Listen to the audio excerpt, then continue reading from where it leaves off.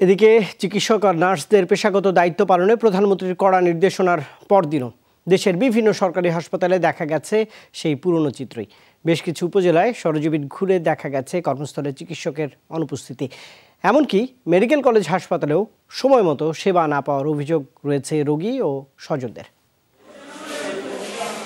সকাল ৯টা, সিরাজগঞ্জের বেলকুচি ৫০ শয্যা বিশিষ্ট হাসপাতালে রোগীর ভিড় বেড়েই চলেছে, অথচ চিকিৎসকের দেখা নেই। ১৩ জন ডাক্তারের মধ্যে কর্মস্থলে হাজির মাত্র ৩। হাসপাতাল থেকে কোনো ওষুধ পাই নাই, বাইরে থেকে কিনে আনা হয়েছে, ডাক্তারই পর্যন্ত একবার হয়েছে। জেলার অন্য উপজেলা স্বাস্থ্য কমপ্লেক্সের চিত্র প্রায় একই, আছে অনিয়মের নানা অভিযোগ। ওখানে যখন টিকিট দেওয়া হয় তখন ওখানে যায়, এইভাবে হয়তো বা আছে। তারপরেও যদি কোনো রকম থাকে সেটা আমরা আরও একটু আগে যেন যায়, এবং রোগীদেরও আমরা ওইভাবেই আমরা হয়তো মোটিভেট করতে পারবো যে আপনারা একটু আগে আসেন। ঢাকার কাছের জেলায় যখন এই অবস্থা, তখন দুর্গম এলাকার চিত্রটা সহজেই অনুমেয়। বান্দরবানের রোয়াংছড়িতে ৪ জনের জায়গায় সেবা মিলছে একজন ডাক্তারের।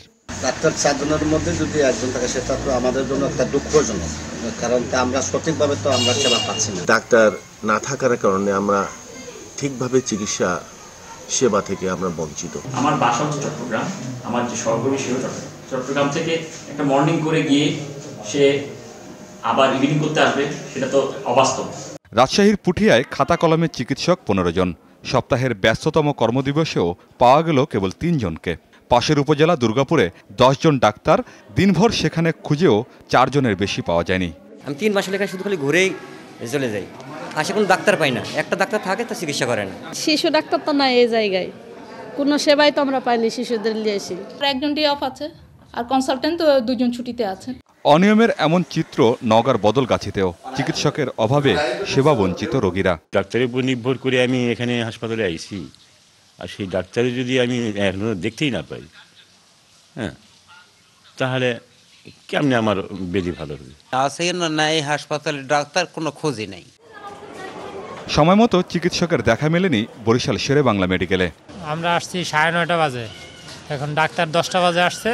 আমি আসছি ৯:৩০, ডাক্তার আসছে 10:15। কালকে ডিউটি করছে, আজকে আনবো দেহে ফোন দিয়েছে যে আমি অসুস্থ, আমি আজকে আসতে পারবো না, চোখ ফুলে গেছে।